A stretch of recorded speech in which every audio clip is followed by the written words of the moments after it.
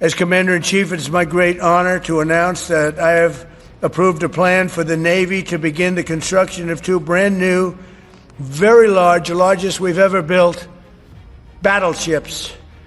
You know, you used to build the Iowa, the Missouri, the Wisconsin, the Alabama, many others. We had big battleships. These are bigger, but they will have 100 times the they'll be 100 times the force, the power, and there's never been anything like these ships. These have been under design consideration for a long time.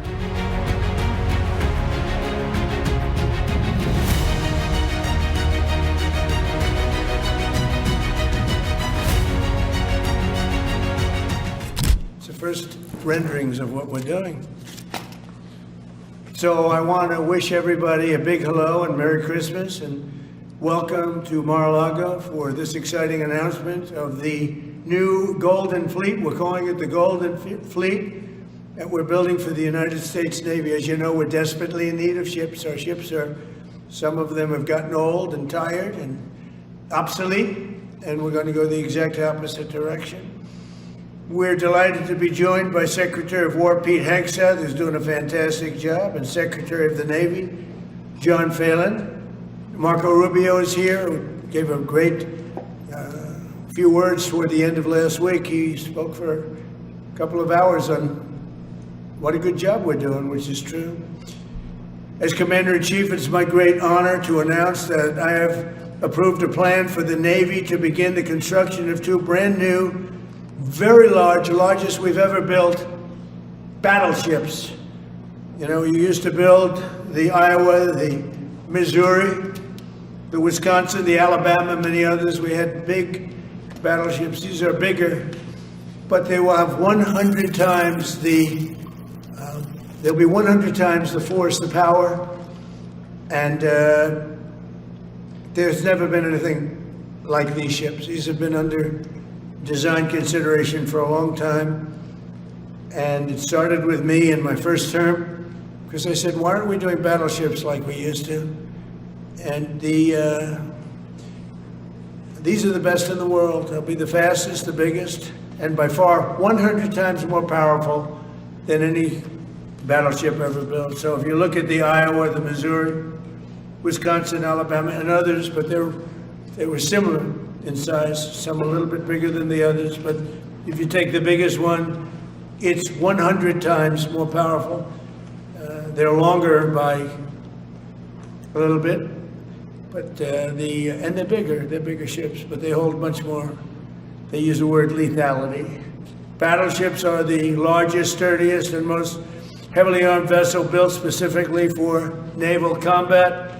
While America has built many new warships over the years, they've tended to be smaller, much smaller, and not conducive to where we are and where we're going, and peace through strength.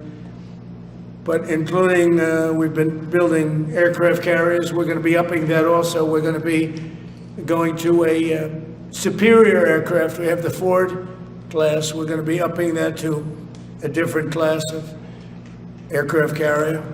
And we haven't built a battleship since 1994. These cutting-edge vessels will be some of the most lethal surface warfare ships. It will be actually the most ever built other than our submarines. We have submarines which will have, in many ways, even more lethality, and we have many of them under construction. Each one of these will be the largest battleship in the history of our country, the largest battleship in the history of the world ever built. And again, it's 100 times more powerful than the previous Iowa class, it's called. Those are the big ones that you'd see on a show. Victory at Sea. I don't know if anyone's seen Victory at Sea, but it was a classic. They'll help maintain American military supremacy, revive the American shipbuilding industry, and inspire fear in America's enemies all over the world. We want respect. We're going to have it. We already have it. More respected now than we ever were. A year and a half ago, they laughed at us. Now they respect us again at levels that they've never respected us. We envision that these two ships, we're talking about 10, but we're going to start with 2, and we're going to quickly morph into 10. And ultimately, we think it's going to be anywhere from 20 to 25 of these. But we're starting with the first 2 immediately, and we're going to then be very quickly involved with, I think, we're going to do another 8. And then we're going to ultimately, and pretty quickly, have a total of about 20 to 25. We'll make that determination. We envision that these ships will be the first of a whole new class of battleships to be produced in the years to come. From Theodore Roosevelt, the Great White Fleet, you remember that, the Great White Fleet, to the legendary USS Missouri, whose massive guns helped win World War II. America's battleships have always been unmistakable symbols of national power. We stopped making them for whatever reason, I don't know. And I want to congratulate John Thalen, who is your secretary of the Navy. He came to me the first day we met. He talked about battleships, and I said, "You're absolutely on the right track." He said, "Why are we doing other things? We have missiles, which are much more expensive." By the way, these battleships have tremendous numbers of missiles, but they also have guns. And in many ways, guns can do the trick just as well as missiles at a tiny fraction of the cost. Once completed, these new 30 to 40,000 ton plus vessels will be the flagships of the American naval fleet, and there has never been anything built like them. And I just want to, be very clear that we're building them here. We're working with others, but we're building them here. We have great Navy yards. We'll be negotiating with some of the companies that are running those yards, taking over the yards. We used to build a ship a day during World War II. Now we don't do ships very much anymore. We do military ships, we do submarines. By the way, we're 15 to 20 years advanced in our submarines over anybody else. That was one of the things that I did in my first term. We make the best submarines by far in the world. We're at least 15 years advanced ahead of anybody else in submarine development. Most powerful, that's right, the most powerful weapon anywhere in the world, undetectable. So the battleships are going to be armed just in terms of guns and missiles at the highest level. They'll also have hypersonic weapons, many hypersonic weapons, state-of-the-art electric rail guns, and even the high-powered lasers that you've been starting to read about. We have lasers where you aim the laser at a target, it just wipes it out. We're going to have, they'll be the most sophisticated lasers in the world, and the most sophisticated laser in the world will be on the battleships that we're building. They'll also carry the nuclear armed, sea-launched cruise missiles currently under development, which will be instituted pretty quickly, but they're under development and they've proven to be extremely lethal. The U.S. Navy will lead the design of these ships along with me, because I'm a very aesthetic person, alongside our partners in American industry, and we're going to have Pete Hegseth and Marco and a lot of very talented people involved, but a lot of it's already been done. We've been doing this for months. The construction will create thousands of American jobs. We're going to have the jobs be created. I mean, already we have factories being built unrelated to this, although AI will be a big factor when it comes to these ships. They'll be very AI controlled. Today's announcement is yet another step in our mission to make the United States Navy stronger than ever before. Again, when you talk about 100 times the power of these massive ships that we had years ago, it's pretty amazing. And next week, I'm going to meet with the defense prime contractors. I'm going to meet with them here, Florida. And we're going to be talking about production schedules because they're too slow. We have many countries, allies, that are wanting to buy. We make the greatest equipment in the world by far. Nobody's even close, but they don't produce them fast enough. So we're going to be meeting with them to talk about the production schedules. We're going to have strong production schedules. And the only way they're going to be able to do that is to build new plants. Even with the F-35, we have many people who want the F-35 fighter jet. and it takes too long to deliver them to allies or to ourselves. It takes too long. The only way they're going to be able to deliver them is if they build new plants. They don't want to build new plants because that's expensive. So we're going to be discussing production schedules. We're going to be discussing CapEx spending. We'll be discussing the pay to executives where they're making $45 and $50 million a year and not being able to build quickly. They're going to make that kind of money. They have to build quickly. Again, we make the best equipment in the world, but they don't make them fast enough.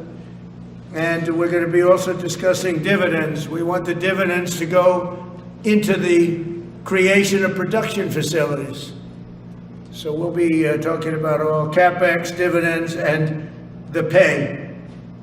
We're also going to be talking about buybacks. They spend so much money on buybacks. They want to buy back their stock. I don't want them to buy back their stock. I want them to put the money in plant and equipment so they can build these planes fast, rapidly, like immediately. I mean, I have sold more planes than any president by far, times probably 20.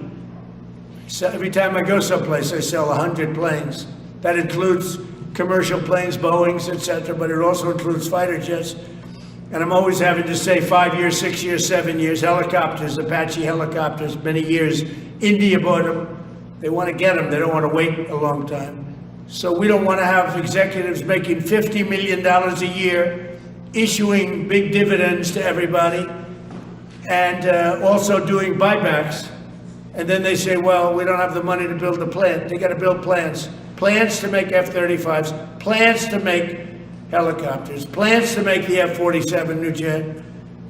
And that's it. And that's what I'm going to be talking to them about. They're going to start spending money on building airplanes and ships and the things that we need, not in 10 years and 15 years. We need them now.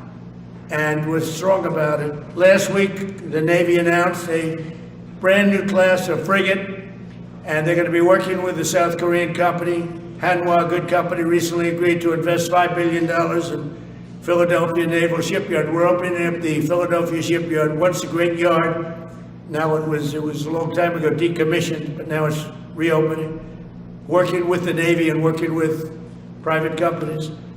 The record-setting defense bill I signed last week authorized $26 billion to build new ships, including destroyers and various others. We already have a lot of submarines, as you know, under construction. We're building a lot of submarines. I tell you, to be exact, we have right now 15 submarines under construction or ready to start. And we have, again, the greatest submarine in the world with our technology, like they talk about chips. Well, I would say submarines are a bigger deal than chips. We're at least 15 years ahead of any other competitor. China, Russia, nobody can come close. We're also building right now 3 large aircraft carriers in addition to the ones we have. And we have, actually, interestingly, we have a lot of submarines. How many submarines do we have now altogether, approximately? Sorry, over 30 Huh? today. What? Over 30. We have over 30.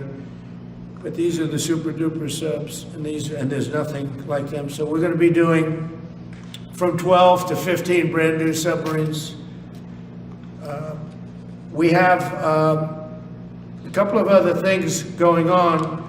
We'll be building other elements of Navy. We'll be fixing up headquarters. We'll be fixing up places for our great sailors to live. And we're going to be working very hard with companies, but we're also going to be penalizing companies that aren't doing a good job. For instance, when they built the Ford, Gerald Ford, the cost overruns were ridiculous. That was done in Norfolk, Virginia. We're going to be talking about that with that company. The cost overruns were out of control. In World War II, the United States built upwards of 4 ships per day. Can you believe it? 4 ships a day, on average. And now they weren't all big warships, but there were ships, freighters, tankers. And it's a tragedy that we allowed this incredible capability to just go astray. We don't do that much anymore. We do build our warships, but that's about it. But that's a lot. We're going to restore America as a major shipbuilding power. We're going to ensure the USA is the most powerful fleet anywhere in the world, and long into the future with battleships helping lead the way, and the submarines that, again, nobody competes with us on submarines. So I just want to thank everybody, and I'd like to ask Secretary Hegseth to say a few words, followed by the Secretary, but if you would, Secretary of the Navy.